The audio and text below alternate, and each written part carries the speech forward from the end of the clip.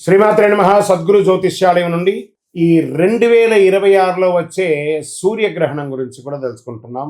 August 12వ తారీఖున 2026 సూర్యగ్రహణం సమయం. భారతదేశ కాల ప్రమాణ ప్రకారం గ్రహణ ప్రారంభం సాయంత్రం 6:24 గ్రహణ మధ్యకాలం రాత్రి 8:46 గ్రహణం ముగింపు 11:08. ఇదేంటండి సూర్యగ్రహణం అంటున్నారు, రాత్రిపూట ఉంటుందంటే మన భారతదేశంలో ఈ గ్రహణం కనబడదు. ఈ సమయాల్లో భారతదేశంలో ఏ రకంగానంటే ఇంకా ఈ భారతదేశంలో కనబడదు అనడం వల్ల సూతక నియమాలు ఏమైనా పాటించాలా అంటే జ్యోతిష్ సంప్రదాయ ప్రకారం గ్రహస్థితుల ఆధారంగా కొన్ని మానసికానికి రిలేటెడ్గా చెప్పి తీసుకుంటే పాటిస్తే మంచిదేమో, కానీ మనకు రాత్రిపూట కనబడుతుంది కాబట్టి మనకు వర్తించదు. బాగా గుర్తుపెట్టుకోవాలి, భారతదేశంలో కనిపించదు, సూతకాలం భారతదేశంలో వర్తించదు. గ్రహణం యొక్క జ్యోతిష్య ప్రభావం మాత్రం కాస్త ఉంటుంది. గ్రహణం సింహరాశి ప్రాంతంలో సంభవించడం వల్ల నాయకత్వ అధికారం, రాజకీయ ప్రభుత్వ పరిపాలన, కళలు, సినిమా, విద్య మరియు ఆర్థిక రంగాలపై ప్రపంచవ్యాప్తంగా కొంత ప్రభావం కనిపించే అవకాశం ఉంది. దీనివల్ల ఏ రకంగా ఉంటుందంటే కొన్ని ప్రాంతాల్లో అకాల వర్షం లేదా వరద ముప్పులు, కొన్ని చోట దుర్భిక్షం ఇలాంటిది జరగచ్చు. మరి ఎవరెవరు జాగ్రత్త పడాలి ఈ యొక్క సమయంలో అంటే సింహరాశి వారు, కుంభరాశి వారు, వృశ్చిక రాశి వారు, వృషభ రాశి వారు జాగ్రత్త పడాలి. ఈ ముఖ్యమైన నిర్ణయాలు తీసుకునేటప్పుడు జాగ్రత్తగా ఉండాలి. గ్రహణం సమయంలో ఆదిత్య హృదయం పారాయణం చేస్తే చాలా మంచిది. ఎవరికి వారికి ఉన్నటువంటి గాయత్రి జపం చేసుకోవడం మంచిది. మహామృత్యుంజయ జపం చేసుకోవడం మంచిది. గ్రహణ అనంతరం దానాలు అవన్నీ చేసుకోవచ్చు. ఇంకా గ్రహణం కనిపించే ప్రాంతాల్లో మాత్రమే సంప్రదాయ నియమాలు పాటిస్తారు. భారతదేశంలో ఈ గ్రహణం కనిపించినందున సూతక విషయాలు సాధారణంగా వర్తించవు. ప్రత్యేక పరిహారం: ప్రతి ఆదివారం ఉదయం సూర్యోదయ సమయంలో రాగి పాత్రలు నీటిలో కుంకుమ, ఎర్రని పువ్వు, సూర్యుడికి అర్ఘ్యం వదిలితే చాలా మంచిదని కూడా చెప్పచ్చు. ఆదిత్య హృదయం పారాయణం చేసుకుంటే చాలా మంచిదని కూడా చెప్పడం జరగచ్చు.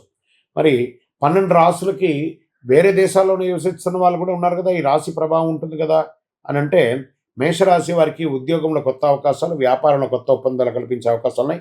పెట్టుబడులు ఆచితూచి వ్యవహరించాలి. ప్రేమ, సంతాన విషయంలో శుభకారం ఇది జరుగుతుంది.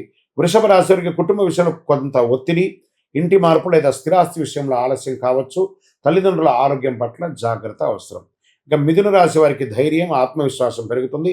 చిన్న ప్రయాణాలు అనుకూలిస్తాయి. సోదరులతో అపార్థాలు రాకుండా చూసుకోండి. కర్కాటక రాశి వారికి ఆదాయంలో మార్పులు ఉండొచ్చు. ఖర్చులు పెరిగే అవకాశం ఉంటుంది. మాట తీరు విషయంలో జాగ్రత్తగా ఉంటే మంచిది.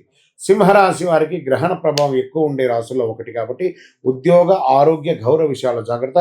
ముఖ్యమైన నిర్ణయాలు తొందరపాటు తీసుకోవద్దు. ఇంకా అనవసర ఆందోళన పెరగవచ్చు. విదేశీ అవకాశాలు ఆలస్యంగా ఉంటాయి. ఆరోగ్యంపై శ్రద్ధ అవసరం. తులారాశి వారికి కొత్త పరిచయాలు లాభిస్తాయి. ఆదాయం పెరిగే అవకాశం ఉన్నాయి. స్నేహితుల సహకారం ఉంటుంది.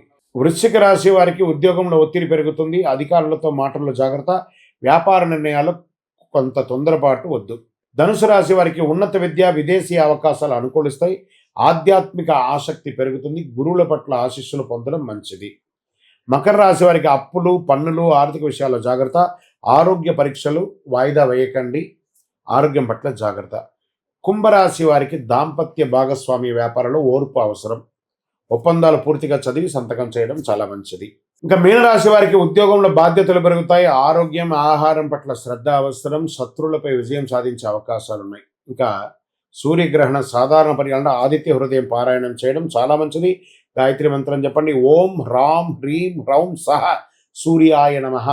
మళ్ళీ చెప్తున్నాను, ఓం హ్రాం హ్రీం హ్రౌం సహ సూర్యాయ నమః అని 108 సార్లు జపం చేయండి. గోధుమలు, బెల్లము, ఎర్రని వస్త్రం, రాగి పాత్రలు దానం ఇస్తే మంచిది. ఆదివారం ఉదయం సూర్యుని మంచిగా ప్రార్థన చేసుకొని ఆదిత్య హృదయం పారాయణం చేయండి. గ్రహణం అందరికీ పడుతుంది, కానీ గ్రహణం వల్ల చెడు అవుతుందని అనుకోకండి. జాగ్రత్తగా ఉంటే మంచిది. అతి శక్తివంతమైనటువంటి కరుంగాలిమాలను ధరించండి. మీకు కావలసిన వారు మీ యొక్క జాతకాని కొరకైనా, మీ యొక్క కరుంగాలిమాల కోసమైనా మా యొక్క అడ్మిన్ ప్యానల్లో ఉన్నటువంటి నెంబర్కి వాట్సాప్ చేయండి. తప్పకుండా మీకు రిప్లై వస్తుంది. ఇంకను 12 రాశుల్లో ఉన్నటువంటి 12 రాశి మిత్రులారా, మీరందరూ కూడా ఆయురారోగ్య, ఐశ్వర్య, భోగభాగ్యాలు ఉండాలని అఖిలాండ కోటి బ్రహ్మాండ నాయకుడు అయ్యప్ప స్వామి వారి 18 అవతారముల దేవాలయం జీవకోణ తిరుపతిలో మీకోసం లోకక్షేమం కోసం ప్రార్థన పూజలు చేస్తాం. మీరందరూ కూడా క్షేమంగా ఉండాలి. తిరుపతికి వచ్చినప్పుడు మన దేవాలయాన్ని దర్శనం చేసుకోండి. తప్పకుండా అందరూ ఆయురారోగ్యంగా ఉండాలని ప్రార్థన చేస్తాను. వందే మాతరం, వందే మాతరం, వందే మాతరం. చంద్రమౌళి వెంకటేశ్వరమ్మ.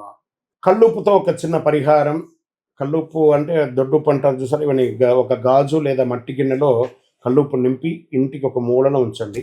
వారానికి ఒకసారి లేదా 15 రోజులకు ఒకసారి ఉప్పును మార్చి పాత ఉప్పుని ఇంటి బయట పారేయండి. దీనివల్ల నెగిటివ్ ఎనర్జీ అంతా పోయి పాజిటివ్గా ఉంటారు. స్నానానికి కల్లుప్పు, మీ నీళ్ళు స్నానం చేస్తే బకెట్లో 2 కల్లుప్పు వేసి స్నానం చేయండి. నెగిటివ్స్ అంతా పోతుంది. చర్మ వ్యాధులు అసలే రావు. అదొకటి. శరీరంలో మనసు తేలిక అనిపిస్తుంది. దృష్టి దోష నివారణకు కూడా ఈ పిడికెడు ఉప్పు, కల్లుప్పుని చిన్నపిల్లలకి పెద్దవాళ్ళకి అలా దృష్టి తీసేలా పడేయండి. అది కూడా చాలా మంచిది. ఉప్పుని ప్రవాహ నీటిలో కానీ లేదా నీళ్ళలో కలిపి వేసేయండి.